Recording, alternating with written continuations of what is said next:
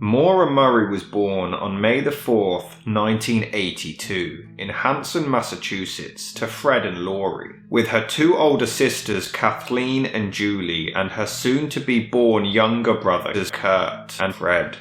By the time she turned 6 years old, sadly, Fred and Laurie divorced, and Maura would primarily live with her mother. She would later graduate from Whitman-Hanson Regional High School as a star athlete on the track team, before being accepted into the United States Military Academy in West Point, New York, studying chemical engineering with her sister. She was often described as an overachiever, both athletically and academically, and a fierce competitor. She was an avid runner, finishing in the top tier of female runners in her high school, breaking several long-standing school records, and she was even selected as a Boston Globe All-Scholastic in cross-country. She ended up qualifying for the U.S. National Scholastic Outdoor Championship in the 2-mile run and finished 33rd in the entire country in 1998. Her family would later write, quote, "At the same time she was active in her local community, where she became known for her kind heart, signature dimples, and beautiful smile." End quote. However, she didn't feel like West Point was a good fit, so she transferred to the University of Massachusetts Amherst after her freshman year to study nursing. Unfortunately, this is when the story begins to change direction.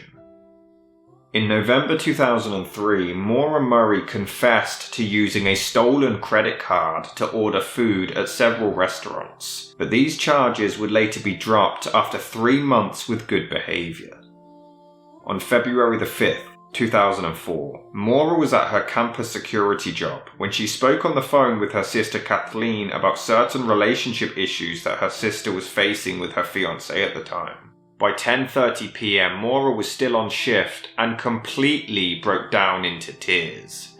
Her supervisor soon arrived at her desk, claiming that Maura, quote, "just completely zoned out, no reaction at all, she was unresponsive," end quote. The supervisor escorted her back to her dorm room at around 1:20 a.m, and when asked what the problem was, she replied, quote, "my sister," end quote. But the details of this phone call remained a mystery for 13.5 years. On February 7th, Maura's father Fred arrived in Amherst, where he took his daughter car shopping in the afternoon, and then had dinner with one of her friends. Maura then dropped Fred off at his motel room before borrowing his Toyota Corolla and returning to campus for a dorm party, arriving at 10:30. By 2:30 on the following morning of February the 8th, Maura left the party, and around an hour later, on her way back to her father's motel room, she accidentally drove into a guardrail on Route 9 in Hadley, causing around $10,000 worth of damage to her father's car, which is around the equivalent of $16,100 today. A police officer quickly responded to the crash and wrote up an accident report, but there are no records of a field sobriety test actually being conducted. Regardless, Maura was escorted safely to a motel room where she stayed for the remainder of the morning. At 4:49 a.m, her father Fred made a phone call to Maura's boyfriend Bill, but the subject of this conversation remains a mystery. It was later that same morning when Fred was informed that the damage to his vehicle would be covered by his auto insurance. He proceeded to rent a car before dropping Maura off at university and heading for Connecticut. At 11:30 p.m, he called his daughter to remind her to collect the accident forms from the Massachusetts Registry of Motor Vehicles, and they agreed to speak again the following morning to discuss the forms and fill out the insurance claim over the phone. Strangely, just after midnight, now on February the 9th, 2004, Maura used her personal computer to search MapQuest for directions to Burlington, Vermont. At 1 p.m, she was exchanging emails with Bill before signing off with, quote, "I love you more, stud. I got your messages, but honestly, I didn't feel like talking too much of anyone. I promise to call today though. Love you, Maura," end quote. She would proceed to make another call to a condominium association in Bartlett, New Hampshire that her family had frequently visited in the past, querying renting her own condo there. This call would only last 3 minutes and no official sale was actually made. At 1:13, she made a call to a fellow nursing student, but the contents of this conversation remain unknown. And 11 minutes later, Maura sent an email to a supervisor of the nursing school faculty that she would be out of town for a week due to an unexpected death in the family, and that she would contact them upon her return. Her family would later deny any such death actually taking place. At 2:05 p.m, Maura made another unknown call, but once investigators later checked the number, it showed information about booking hotels in Stowe in Vermont, and the mysterious conversation lasted around 5 minutes. At 2:18, she proceeded to call Bill but didn't get an answer. She did, however, leave a voicemail lasting about a minute, promising to talk later that day. Investigators would later find her dorm room with her belongings mostly all packed into boxes and the artwork removed from the walls. On top of the boxes was a printed email to Bill, which suggested that they were having issues in their relationship. Maura Murray then packed her car with clothing, toiletries, college textbooks and birth control pills before driving off of campus at 3:30 p.m. in her 1996 black satin sedan. This actually didn't arouse any suspicion at the time, as all classes at the university had been cancelled for the day due to a snowstorm. But Maura Murray's actions after leaving that campus that day has caused puzzled speculation for 20 years. At 3:40 p.m, Maura withdrew $280 from an ATM and she was captured on CCTV being completely alone. She was then spotted again buying around $40 worth of alcohol at a liquor store and was also seen possessing the accident report forms. At some time between 4 and 5 o'clock, Maura left Amherst, most likely via Interstate 91 North, and the last confirmed use of her phone was at 4:37 p.m. when she checked her voicemail. It was a little after 7 o'clock when a local resident in Woodsville, New Hampshire heard a loud thump coming from outside her home. And upon looking out of the window, she spotted a car against the snowbank along Route 112, which is also known as Wild Amanusuk Road, on a sharp corner adjacent to the house. She promptly called the police at 7:27 to report the incident, claiming that she could see a man smoking a cigarette inside the vehicle. She would later, however, change this story and deny ever seeing anyone smoking near or inside the vehicle. However, she was convinced that she was seeing a red glowing light coming from inside the car, possibly from a mobile phone. Meanwhile, a school bus driver was going past at the time, and he stopped to investigate the accident. Upon exiting the bus, he saw the crashed car and a young woman was walking around it. He claimed that she wasn't bleeding or visibly injured, but she was clearly cold, shivering, and obviously shaken up by the accident. The driver offered to call for help, but she urged him not to, and assured him that she had already phoned AAA for assistance, though there's no actual phone records of this being done.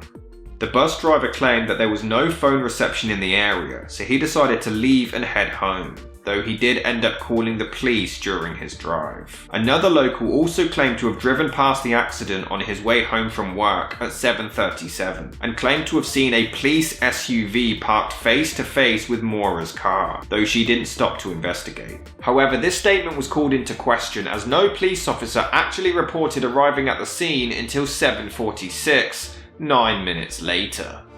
The Haverhill officer found no person in or around the vehicle. It appeared the car had driven into a tree on the driver's side, severely damaging the left headlight and even pushing the vehicle's radiator into the fan, rendering it completely inoperable. The windshield was cracked on the driver's side, both airbags had been deployed, and the car was locked. Once breaking in to investigate, red stains were found which appeared to be wine. There was an empty beer bottle inside, as well as a damaged box of Franzia wine, an AAA card issued to Maura Murray, blank accident report forms, gloves, CDs, makeup, diamond jewellery, Maura's favourite stuffed animal, a copy of Not Without Peril, which is a book about mountain climbing in the White Mountains, and driving directions to Burlington, Vermont. However, missing from both the car and Maura's dormitory was some more of the alcohol that had been purchased, as well as her debit card, credit cards, and mobile phone, all of which have never been discovered. Furthermore, despite the area being completely covered with snow at the time, there were no footprints leading away from the vehicle. Journalist Joe McGee would later detail the story. Quote, "At a hairpin turn, she went off the road. Her car hit a tree. At that point, a person came along who was driving a bus. It was a neighbor. He asked her if she needed help. She refused. About 10 minutes later, police showed up to the scene and Maura Murray was gone." End quote. And 21-year-old Maura Murray was never seen again.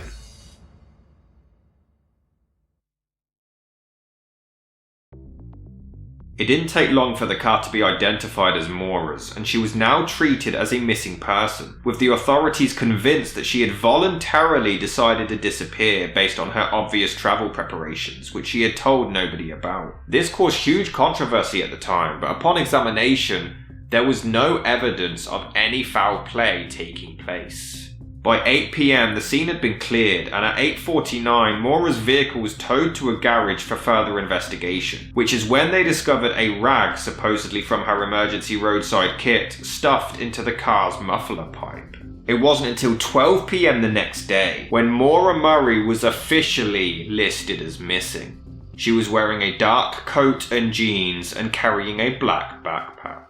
At 3:20 PM, a voicemail was left on Fred's phone advising him of the situation, but he was out of the state on business and didn't receive the message. It was at 5 PM when one of his other daughters managed to get a hold of him and informed him of what was going on. However, once Fred contacted the Haverhill Police Department, he was informed that they would only begin searching if she wasn't found by the following morning.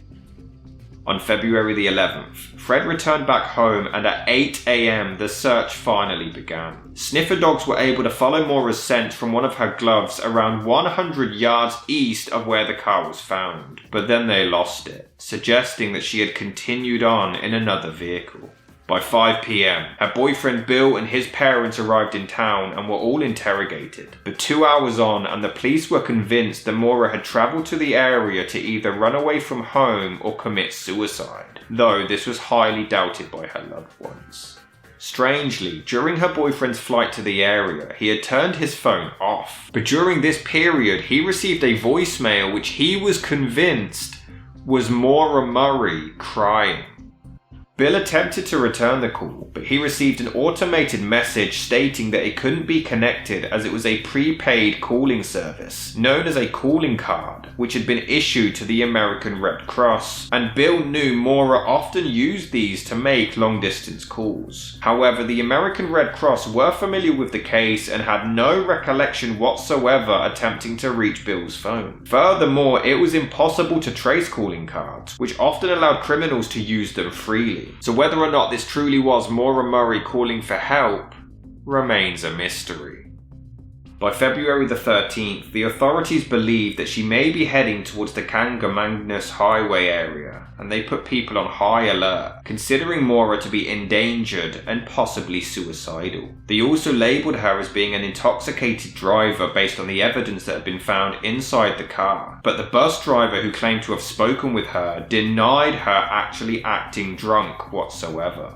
Her family expanded the search to the Vermont area, shocked that the authorities hadn't even informed the state of the disappearance themselves. In standard missing person cases, they are usually handled by the local and state police, but on this instance, the FBI actually joined the investigation just 10 days after the disappearance.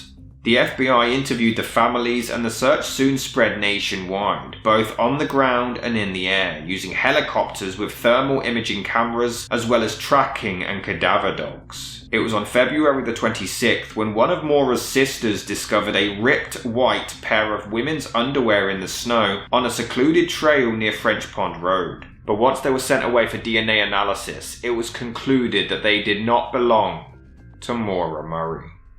The road that the car had crashed on led into woodland, so it was believed for a while that Maura left the vehicle and fled into the woods. But the area was searched several times and nothing was ever found. Private investigator Lou Barry claimed, quote, "I think that the area has been searched over and over and over again, and I believe if she was anywhere near there, she would have been located. The only way I think she would possibly still be alive is if she had been kidnapped and trafficked. You know, we are talking about Woodsville, New Hampshire in the middle of February. It's not a place where traffickers go looking for victims. I can't believe that all this time would go by and she would not have contacted them somehow. The chances of her being a voluntary disappearance are negligible. The fact that she would have been kidnapped and trafficked are just as negligible. So that leaves one answer, and that something happened to her that night up there." End quote.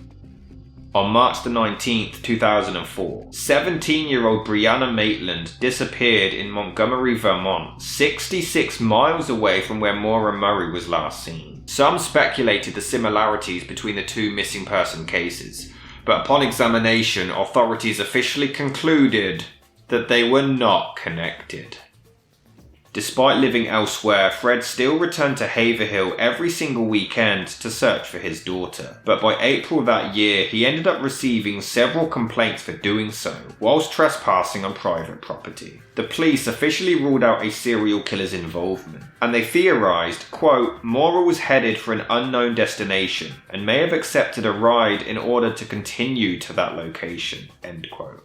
Maura's sister Julie would later theorise that she possibly decided to head to New Hampshire to visit the White Mountains, which were a second home to the family, as they camped and hiked there every year. Quote, "I think if she was going through some sort of emotional stressor, as any 21-year-old does, this would be a place that she would feel calm and safe," end quote.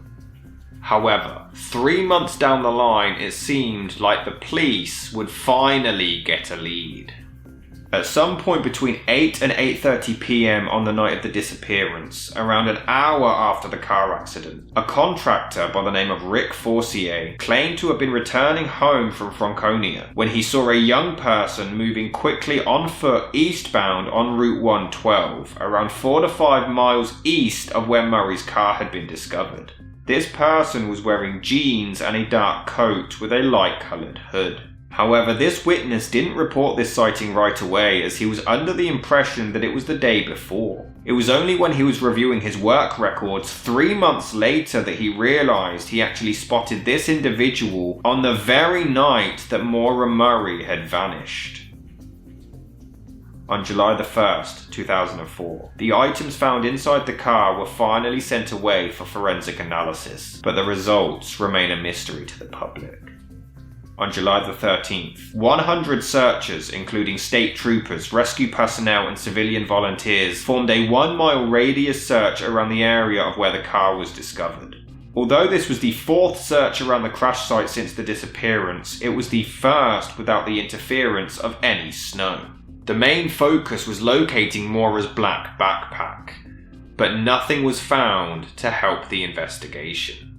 By the end of the year, things would only get stranger, when Maura's father Fred was allegedly given a rusty-stained knife from an unnamed man who claimed that it belonged to his brother who had a criminal past and who he believed used it to kill Maura Murray. This man's brother supposedly lived less than a mile from where the crash took place, and he claimed that he and his girlfriend were acting strangely not long after the disappearance. Furthermore, allegedly after giving him the knife, the man's brother supposedly abandoned his Volvo, but this story was heavily called into question. The family of the man who approached Fred claimed that this was nothing more than a ploy to receive the reward money, and he was allegedly a heavy drug user. So this story was mostly dismissed.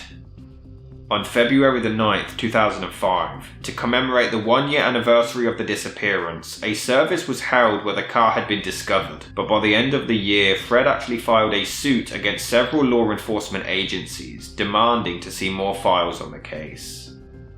On November the 1st, a user under the name Tom Davis logged onto a message board called Not Without Peril, which was dedicated to discussing the disappearance of Maura Murray, and he claimed to have actually seen a very similar black backpack behind a restroom at Pemigewasset Overlook, just 30 miles east of Woodville on Route 112. Senior Assistant Attorney General Jeffrey Strelzin confirmed that law enforcement were fully aware of the backpack, but never confirmed whether or not it had been located or taken away for testing.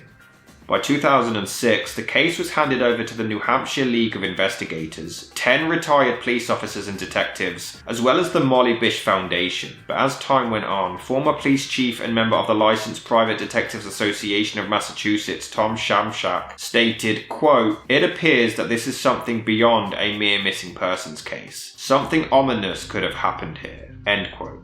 Maura's sister Julie was convinced that her sister was unfortunately met with foul play due to the lack of physical evidence or confirmed sightings. Quote, "After 20 years we have to live in that reality. I think there's somebody out there that has information. They may not know that what information they have is significant," end quote. In October that year, several volunteers led another 2-day search within a few miles around the crash site, which is when they possibly made another breakthrough. The cadaver dogs led them to an A-frame house around 1 mile away from where the car was found. Inside, they reportedly went bonkers inside a closet, supposedly identifying human remains. But what really adds to this theory is that this house belonged to the man who supposedly owned the rusty knife given to Fred Murray. However, they refused to let authorities excavate the property, though they did take a sample of the carpet and sent it away for analysis, but the results were never released to the public. It wasn't until 2007 when the Arkansas group Let's Bring Them Home offered a $75,000 reward to anyone who could come forward with any information to potentially help the investigation. In July 2008, some volunteers led another 2-day search around the wooded area in Haverhill with more dogs and licensed private investigators, but nothing conclusive was discovered. By the following year, the case was handed to the New Hampshire Cold Case Division, and authorities were officially handling this now as a suspicious missing persons case. Fred had always criticized the authorities for initially treating this merely as a missing person case and not as a criminal investigation, frustrated that it took 5 years to consider other possibilities. Jeffrey Strelzin would respond, quote, "We don't know if Maura is a victim, but the state is treating it as a potential homicide. It may be a missing persons case, but it's being handled as a criminal investigation," end quote. Maura's sister Julie would claim that they still have hope that she would one day return to them. Quote, "We always have to hold on to hope because that's what fuels us. We lose that sense of hope, then we're doomed, and then Maura just becomes a file on a cabinet," end quote. However, as the years rolled by, hope was slowly diminishing, as in 2014, Strelzin would go on record by saying, quote, "We haven't had any credible sightings of Maura since the night she disappeared," end quote. It was that same year when New York Daily News reported that Fred Murray was convinced that his daughter was dead and that she had been abducted that night. This was a sentiment reiterated by his other daughter Julie. Quote, "There were no footprints into the snow. There was a helicopter search with heat-sensing radar technology. There was a ton of people in and around the scene. There were a ton of searches in that immediate area and nothing has ever been found." That, coupled with the fact that after 20 years there have been no credible sightings. If she wandered into the woods, where are her belongings or her body? She was met with foul play and is most likely no longer with us, and that's the worst possible outcome for Maura and my family, end quote. On February the 9th, 2017, Strelzin brought the case back up in an email to the Boston Globe. Quote, "It's still an open case with periods of activity and at times it goes dormant. There are no new updates to share at this time," end quote. One woman claimed to have witnessed a suspicious-looking man in a red pickup truck with a Massachusetts license plate staring at her in a Stage Shop general store in Bath, New Hampshire at about 7 p.m. on the night that she disappeared. But then the man drove away and headed east, towards the direction of where Maura's car would later be discovered. But as she had no knowledge of his complete license plate, there was nothing to go on. The man was never located, and this story was largely dismissed.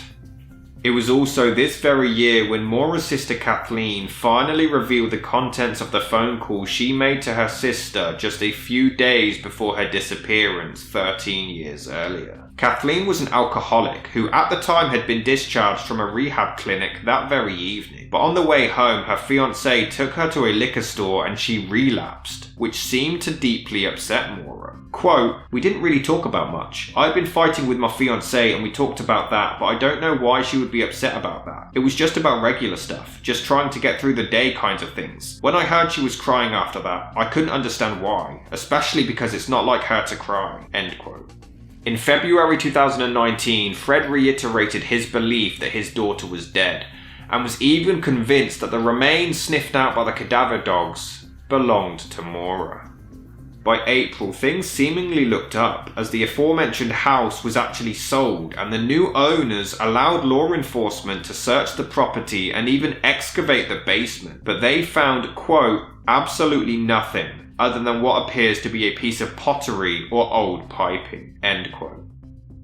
In early 2021, a tree at the crash site, which had been given a blue ribbon as a memorial to Maura, was sadly cut down by the property owner, so her family requested to have a New Hampshire historical marker placed there in her memory, but this was denied by the New Hampshire Division of Historical Resources. On September the 14th that year, the New Hampshire State Police confirmed that they had discovered bone fragments on Loon Mountain in Lincoln, 25 miles away from where Maura's car had been discovered. This was the very mountain which, according to her sister, Maura had been to before, and she knew the area well. The bone fragments were described as being pretty small, but it would take 2 months to correctly analyze them.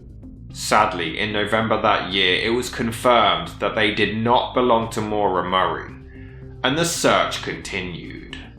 Desperate to keep the story alive, her sister Julie started up her own TikTok page and podcast to discuss the entire case. Quote, "Since the podcast launched back in February, we've received multiple tips. I think what's been missing in true crime is that first-hand perspective of the people that actually lived through these tragedies, the people that actually knew and loved the victim. I'm able to tell stories, and my family is able to tell stories about this missing person who is human and not a character that she's kind of been transformed in all of the second, third, fourth-hand coverage of her case, and giving her that humanity back was so important. I was dependent on other people to get Maura's story out there, but I had no control in how they portrayed it, and that's difficult. To listen to a stranger give details about your sister and family who they've never met. So be able to tell the story in my own words gave me that sense of control that I felt was missing. Whose story is it to tell anyway? Maura is not here. She is voiceless, so who better to tell it than me and my family? We have to be her voice. The worst part is the ambiguity and having the heartache every single day for 2 decades. We don't have answers, and we don't have Maura." End quote.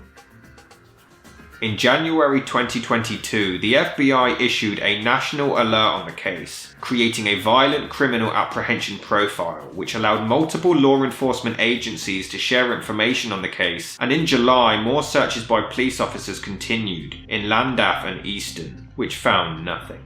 In February 2024, age progression photos were released to the public, showing what Maura might look like today at the age of 41. Julie Murray has spoken publicly on the case many times, looking for answers for her lost sister. Quote, "Perhaps an individual who was protecting someone or was scared to speak to investigators will one day feel comfortable doing the right thing and come forward. We rotate from anger, frustration, sadness, depression, but it just keeps going. Without answers and without resolution, that's going to happen. It takes an enormous toll." End quote.